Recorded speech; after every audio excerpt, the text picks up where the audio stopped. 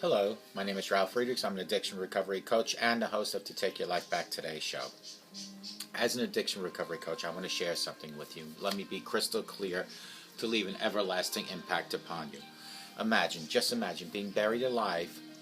You're in a coffin, but you know you're not dead. You push the lid of the coffin up, it doesn't budge. It doesn't move because the dirt on top of the lid is just way too heavy. You just think, now you're going to die. But then you think about possibly banging on the coffin lid, and maybe, just maybe, you can unsettle the dirt and someone might notice and start digging their way down to help you. This is what it's like to find yourself at the lowest point of alcohol and drug addiction. You know you need help, you know you can't do it on your own, but you don't know where to turn. In reality, there are people standing by your grave, but you don't know that. You just think today you're going to die. Usually, though, people don't think about death when they're habitually abusing drugs and alcohol. In order to feed an addiction, you have to be great at repressing the fear of death. I often ask you, my audience, did it ever cross your mind by abusing drugs and alcohol that maybe, just maybe, you might overdose and take something that was preciously given by the Lord Jesus Christ, your life, away from earth, from yourself? Selfishly, you've taken your own life by abusing drugs and alcohol. But even more selfish is the fact that you're taking your life away from your loved ones, from your family, your friends, your children, your grandchildren. With this, let me just leave one last thought. Don't be like the person I'm reading about on these index cards that didn't get help when you needed the help the most. They waited and waited until it was too late. Instead, be a person that reaches out for help today, right now, at 844-405-HELP, and let me help you take your life back before your life is gone. There are people like Larry Geist from the Geist Academy.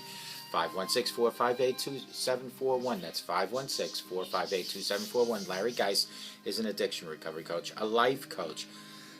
He will help you from your addiction to your recovery, from your low self-esteem to raise your self-esteem, from your depression to happier times. Larry Geist and I always tell people like you, my audience, it doesn't matter where you came from, it doesn't matter where you've been, it doesn't matter what you went through. What matters is that you're here and you're saying, Ralph, Larry, I need help. Can someone please help me? And then I'm going to extend my arm, just like Larry would. And we're going to pull you in and help you take your life back. Call Larry, 516-458-2741. You can Google him at www.odysseyconsultant.org. You can also Google me at www.takeyourlifebacktodaysshow.com. Larry Geist has over 30 years experience as a life coach, an addiction recovery coach. He, I promise you, will give you 100% of his attention to help you so you don't end up like this person on my index cards, in the coffin, alive, looking for help when it's too late. Larry Geist from the Geist Academy, 516-458-2741. Folks, I just want to tell you, I don't know how to stress enough to motivate you to seek the help. I don't know what I need to do except for to tell you, if you grab my hand, I'll help you. If you call me, I'll help you at 844-405-HELP. If you text me at 631-599-0218. If you email me at Ralf, R-A-L-F, at takeyourlifebacktodaysshow.com, I will motivate you enough to get the help that you have, that you so desperately need. Folks, this is not even a joke anymore, because if you wait too long, chances are it'll be too late. Do something about it. Do something today. Too many times have I seen people close to me, around me, fall apart. No matter how much I tried and motivate them, they fell apart. And it comes down to one issue and one issue only, and it's what's in here. If you have what it takes in here to get help, today is the day. Today is the day for you to get help. 844-405-HELP, and let me help you take your life back. Let me just check this phone. Folks, today's topic is motivating someone to seek help and looking after yourself at the same time. If you have a friend, a spouse, or a loved one that is out of control user, and you can say to them things like, here are some of our typical pleas. You have to stop using. You're going to kill yourself if you keep using. Your using is killing me. Your using is tearing this family apart, and so on. First of all, none of the above is actionable for the user. They are trapped in a cycle and probably can't even bring themselves to care about what the consequences are. Denial and addiction is the essential component of becoming addicted to drugs and alcohol. After all, none of us really like to admit we have a problem with anything, and the addictive process, this tendency becomes more pronounced. Denial is a major barrier in the way of overcoming alcoholism and drug addiction. An absolute essential for the first step is for the person to actually accept the fact that they have an issue, a problem. If they are able to reach this conclusion, then they are able and they may become unable to speak into a professional in confidence. If they remain convinced that there is no problem, then it is highly unlikely that they will speak to anyone. They need to first realize that they do have a problem. The truth of the matter is, if you have very little verbal control over the user and you can't speak for them, things that they say have little control over them. It is the drugs and the alcohol that speaks. So what can we do? The healthiest decision you can make for yourself. That decision is for you to be healthy in the terms of your relationship to the user. There is nothing you can say that will make someone magically stop using. However, there are several things you can do. Some of what you can do involves verbalizing your intentions to the user.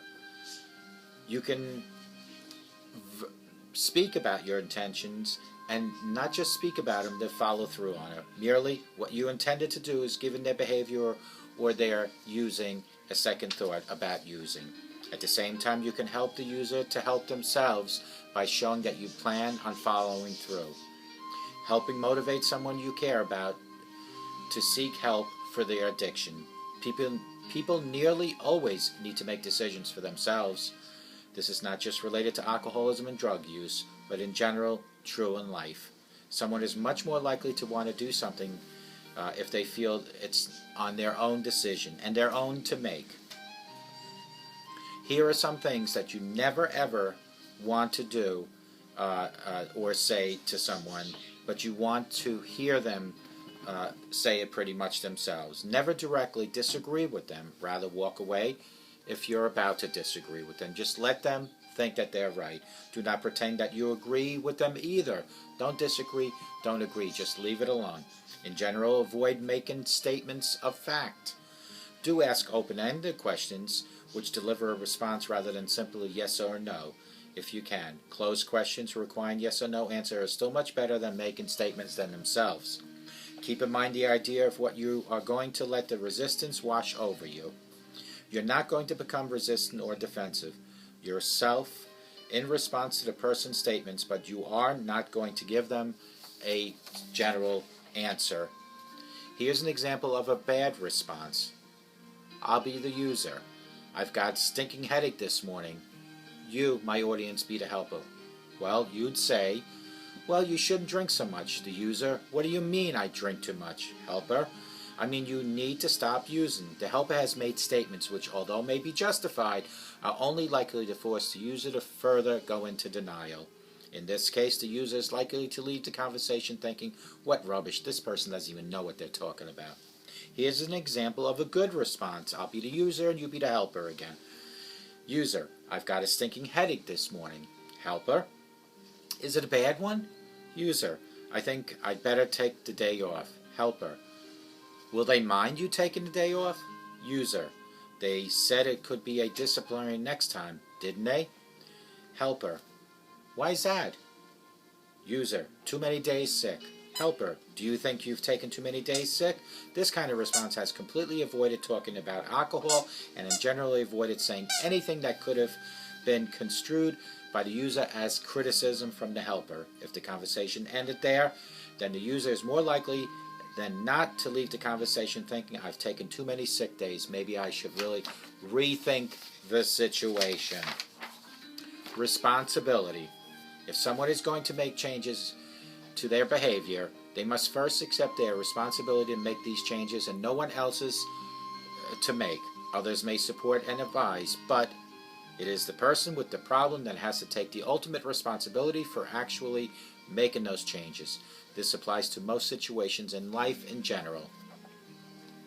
If the using is causing problems, then these problems always bears the responsibility of the person using. Don't hinder. Remember that there are essentially only three possible outcomes between you and the user. They get help and stop using is one, you leave is the other, or the relationship continues with alcohol and drugs and the chaos. So you might stop and do some thinking, long-term thinking. Do you really want the same situation, say, let's say 10 years from now, given the possibility outcomes that are essentially only three things you could say to the user? Keep using. I'm leaving. Get help next Tuesday, or I am leaving. Set a deadline. Let's take a closer look at the third option, which is setting limits and boundaries. Unfortunately, many people are not in the position to make an ultimatums. They might be thinking that they are holding them back to doing so. There are two steps in overcoming these types of fears that hold you back. The first step is build self-esteem. Second one is to find support outside the dysfunctional relationship. If and when you decide to make a healthy decision to stop madness, you will then have to determine exactly what's acceptable and move forward. Decide on your boundaries and set the limits. Decide on what your limits are, then discuss them with the user. Your limit might not be leaving, but rather, I'm not going to bail you out of jail the next time you get arrested. Don't make it about them. It's about you staying healthy. It's about you being number one. The limit you set should directly reduce the amount of chaos that you experience due to their using. Isn't there some other way to change someone's behavior? No, there isn't. Consider the following through experiment. Say you enjoy taking walks in the park each and every day. The weather is nice, it's good exercise, and you have plenty of extra time for these walks.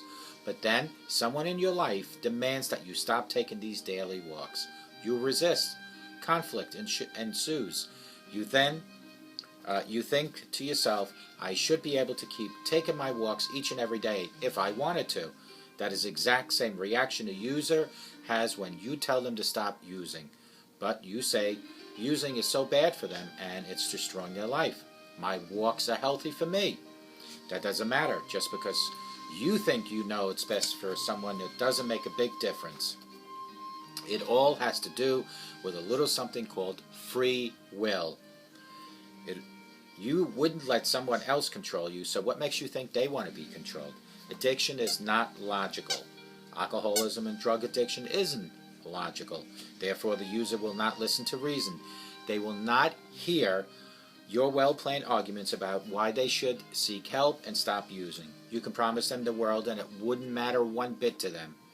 They are trapped. They are stuck. They cannot hear your arguments until they are ready to hear and they open their ears, which may be too late for your relationship, possibly for their own life. However, there's always hope, and using the right approach can help you move the user towards accepting responsibilities quickly. Motivating to seek help for addiction. Final thoughts. Try to remember the following essential principles in your interaction with your loved ones. Number one, people need to make their own decisions. Support, but do not order, bully, or beg. Number two, never directly disagree with the person, but do not pretend that you agree either with them. Number three, ask questions. Avoid statements. Number four, try to highlight inconsistencies in statements made in a way that does not endanger the feeling of resistance in the person that you're trying to help or by calling them a liar. Number four, roll with resistance. Number five, demonstrate empathy and concern. Try to avoid outright sympathy or criticism. Number six, don't rush it.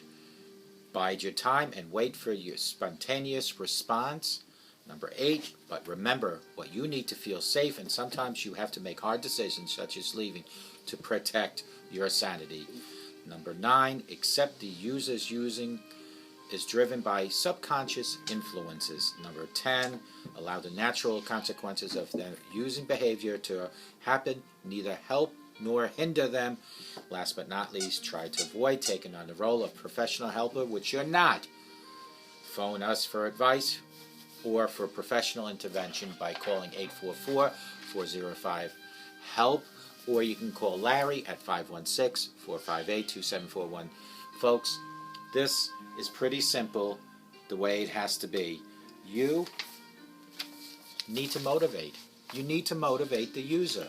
They don't have to drive to do themselves. Motivate them. As much as I want to motivate you from continue watching my videos by making it more interesting, motivate the user.